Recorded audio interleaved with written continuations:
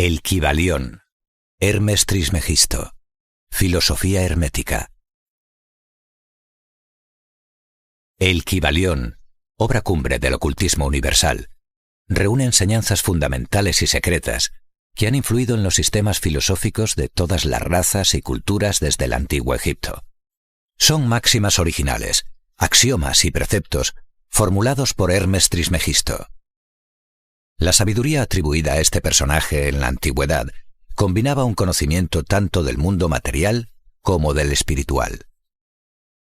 Aclamado como el maestro de maestros, fue el padre de la sabiduría oculta y el fundador de la astrología. La fecha de su vida en Egipto en su última encarnación sobre este planeta no es conocida, pero ha sido fijada en los primeros días de las más viejas dinastías de Egipto. Los egipcios deificaron a Hermes y le hicieron uno de sus dioses bajo el nombre de Tot. Años después, la Grecia antigua también le hizo uno de sus muchos dioses, llamándole Hermes, el dios de la sabiduría. Los egipcios reverenciaron su memoria por muchos siglos, llamándole el escriba de los dioses y confiriéndole honoríficamente su antiguo título, Trismegistus, que significa el 3 veces grande, el gran grande, el más grande, etc. En todos los países antiguos, el nombre de Hermes Trismegisto fue reverenciado, siendo sinónimo de fuente de la sabiduría. La autoría del Kybalión se atribuye en el propio texto a los autodenominados los 3 iniciados. Los principios de la verdad son 7. El que comprende esto perfectamente posee la clave mágica ante la cual todas las puertas del templo se abrirán de par en par. Los 7 principios sobre los que se basa toda la filosofía hermética son los siguientes. 1. El principio de mentalismo. El todo es mente. El universo es mental. Este principio encierra la verdad de que todo es mente. Explica que el todo, que es la realidad sustancial que se oculta detrás de todas las manifestaciones y apariencias que conocemos bajo los nombres de universo material, fenómenos de la vida, materia, energía, etc. Y en una palabra, todo cuanto es sensible a nuestros sentidos materiales es espíritu, quien en sí mismo es incognoscible e indefinible, pero que puede ser considerado como una mente infinita, universal y viviente. Explica también que todo el mundo fenomenal o universo es una creación mental del todo en cuya mente vivimos, nos movemos y tenemos nuestro ser. Este principio, al establecer la naturaleza mental del universo, explica fácilmente los varios fenómenos mentales y psíquicos que tanto han preocupado la atención del público y que sin tal explicación no son comprensibles y desafían toda hipótesis científica. La comprensión de este principio hermético de mentalismo habilita al individuo a realizar y conocer la ley que rige el universo mental, aplicándola a su bienestar y desarrollo. El estudiante de la filosofía hermética puede emplear conscientemente las grandes leyes mentales en vez de usarlas por casualidad o ser usado por ellas. Con la clave maestra en su poder, el discípulo puede abrir las puertas del templo del conocimiento mental y psíquico y entrar en el mismo, libre e inteligentemente. Este principio explica la verdadera naturaleza de la energía, de la fuerza y de la materia, y el cómo y el por qué todas estas están subordinadas al dominio de la mente. Uno de los antiguos maestros escribió largo tiempo atrás: el que comprenda la verdad de que el universo es mental está muy avanzado en el sendero de la maestría. Y estas palabras son tan verdad hoy en día como lo eran cuando fueron escritas. Sin esta clave maestra, la maestría es imposible, y el estudiante que no la posea en vano llamará a la puerta del templo. 2. El principio de correspondencia. Como es arriba, es abajo. Como es abajo, es arriba. Este principio encierra la verdad de que hay siempre una cierta correspondencia entre las leyes y los fenómenos de los varios estados del ser y de la vida, Y el antiquísimo axioma hermético se refiere precisamente a esto, y afirma: como es arriba, es abajo; como es abajo, es arriba. Y la comprensión de este principio da una clave para resolver muchos de los más oscuros problemas y paradojas de los misterios secretos de la naturaleza. Hay muchos planos que no conocemos, pero cuando aplicamos esa ley de correspondencia a ellos, mucho de lo que de otra manera nos sería incomprensible se hace claro a nuestra conciencia. Este principio es de aplicación universal en los diversos planos, mental, material o espiritual del cosmos. Es una ley universal. Los antiguos hermetistas consideraban este principio como uno de los más importantes auxiliares de la mente, por cuyo intermedio se puede descorrer el velo que oculta lo desconocido a nuestra vida. Su aplicación puede desgarrar un tanto el velo de Isis, de tal manera que nos permita ver, aunque más no sea, alguno de los rasgos de la diosa.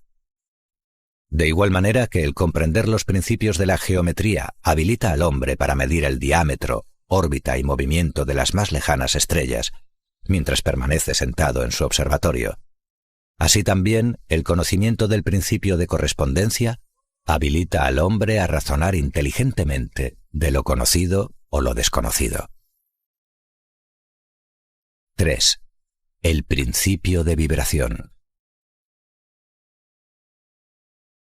Nada está inmóvil. Todo se mueve. Todo vibra. Este principio encierra la verdad de que todo está en movimiento, de que nada permanece inmóvil, cosas ambas que confirma por su parte la ciencia moderna y cada nuevo descubrimiento lo verifica y comprueba. Y a pesar de todo, este principio hermético fue enunciado cientos de años atrás por los maestros del antiguo Egipto. Este principio explica las diferencias entre las diversas manifestaciones de la materia, de la fuerza, de la mente y aun del mismo espíritu, las que no son sino el resultado de los varios estados vibratorios. Desde el todo, que es puro espíritu, hasta la más grosera forma de materia, todo está en vibración. Cuanto más alta es ésta, tanto más elevada es su posición en la escala. La vibración del espíritu es de una intensidad infinita, tanto que prácticamente puede considerarse como si estuviera en reposo. De igual manera que una rueda que gira rapidísimamente parece que está sin movimiento. Y en el otro extremo de la escala hay formas de materia densísima, cuya vibración es tan débil que parece también estar en reposo. Entre ambos polos hay millones de grados de intensidad vibratoria. Desde el corpúsculo y el electrón, desde el átomo y la molécula hasta el astro y los universos, todo está en vibración. Y esto es igualmente cierto en lo que respecta a los estados o planos de la energía o fuerza, la que no es más que un determinado estado vibratorio, y a los planos mentales y espirituales. Una perfecta comprensión de este principio habilita al estudiante hermético a controlar sus propias vibraciones mentales, así como las de los demás. Los maestros también emplean este principio para conquistar los fenómenos naturales. El que comprenda el principio vibratorio ha alcanzado el cetro del poder, ha dicho uno de los más antiguos escritores. 4. El principio de polaridad. Todo es doble. Todo tiene dos polos. Todo su par de opuestos. Los semejantes y los antagónicos son lo mismo. Los opuestos son idénticos en naturaleza, pero diferentes en grado. Los extremos se tocan. Todas las verdades son medias verdades. Todas las paradojas pueden reconciliarse. Este principio encierra la verdad de que todo es dual. Todo tiene dos polos. Todo su par de opuestos. Afirmaciones que son de otros tantos axiomas herméticos. Explica y dilucida las antiguas paradojas que han dejado perplejos a tantísimos investigadores y que literalmente decían: la tesis y la antítesis son idénticas en naturaleza, difiriendo solo en grado. Los opuestos son idénticos en realidad, diferenciándose en su gradación. Los pares de opuestos pueden conciliarse. Los extremos se tocan. Todo es y no es al mismo tiempo. Toda verdad no es sino media verdad. Toda verdad es medio falsa. Este principio explica que en cada cosa hay dos polos, dos aspectos, y que los opuestos no son en realidad sino los dos extremos de la misma cosa, consistiendo la diferencia simplemente en diversos grados entre ellos. El calor y el frío, aunque opuestos, son realmente la misma cosa, consistiendo la diferencia simplemente en diversos grados de aquella. Mirad un termómetro y tratad de averiguar dónde empieza el calor y dónde termina el frío. No hay nada que sea calor absoluto en realidad. Indicando simplemente ambos términos, frío y calor, diversos grados de la misma cosa, y que ésta se manifieste en esos opuestos no es más que los polos de eso que se llama calor. O sea, la manifestación del principio de polaridad que nos ocupa. El mismo principio se manifiesta en la luz y la oscuridad, las que en resumen no son sino la misma cosa, siendo ocasionada la diferencia por la diversidad de grado entre los dos polos del fenómeno. ¿Dónde termina la oscuridad y dónde empieza la luz? ¿Cuál es la diferencia entre grande y pequeño? ¿Cuál entre duro y blando? ¿Cuál entre blanco y negro? ¿Cuál entre alto y bajo? ¿Cuál entre positivo y negativo? El principio de polaridad explica esta paradoja. El mismo principio opera de idéntica manera en el plano mental. Tomemos por ejemplo el amor y el odio, dos estados mentales completamente distintos aparentemente, y notaremos que hay muchos grados entre ambos. Tantos, que las palabras que nosotros usamos para designarlos, agradable y desagradable, se esfuman una en la otra, hasta tal punto que muchas veces somos incapaces de afirmar si una cosa nos causa placer o disgusto. Todas no son más que gradaciones de una misma cosa, como lo comprenderéis claramente por poco que meditéis sobre ello. Y aún más que eso, es posible cambiar o transmutar las vibraciones de odio por vibraciones de amor en la propia mente y en la mente de los demás, lo que es considerado como lo más importante por los hermetistas. Muchos de nosotros hemos tenido experiencias en nosotros mismos y en los demás de la rápida e involuntaria transición del amor en odio y recíprocamente. Y ahora comprenderéis la posibilidad de efectuar esto por medio del poder de la voluntad, de acuerdo con las fórmulas herméticas. El bien y el mal no son sino los polos de una misma y sola cosa, y el hermetista comprende y conoce perfectamente el arte de transmutar el mal en el bien, aplicando inteligentemente el principio de polaridad. En una palabra, el arte de polarizar se convierte en una fase de la alquimia mental, conocida y practicada por los antiguos y modernos maestros herméticos. La perfecta comprensión de este principio capacita para cambiar la propia polaridad, así como la de los demás, si uno se toma el tiempo y estudia lo necesario para dominar este arte. 5. El principio del ritmo. Todo fluye y refluye. Todo tiene sus períodos de avance y retroceso. Todo asciende y desciende. Todo se mueve como un péndulo.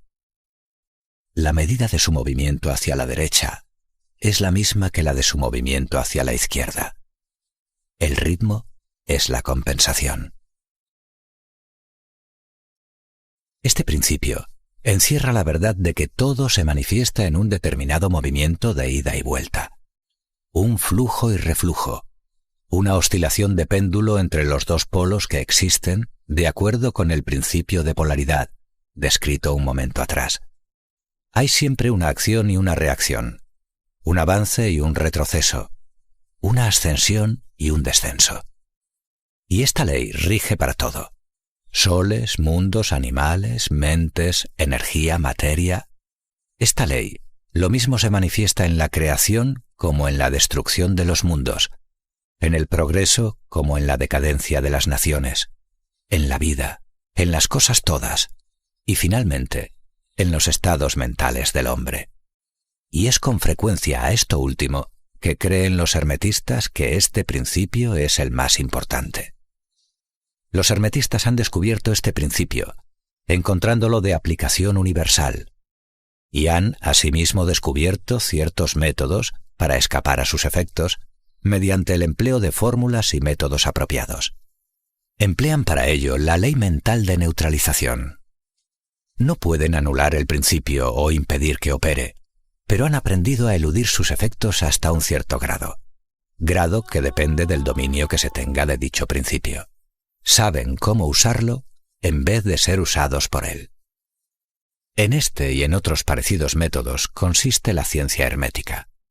El maestro se polariza a sí mismo en el punto donde desea quedarse, y entonces neutraliza la oscilación rítmica pendular que tendería a arrastrarlo hacia el otro polo.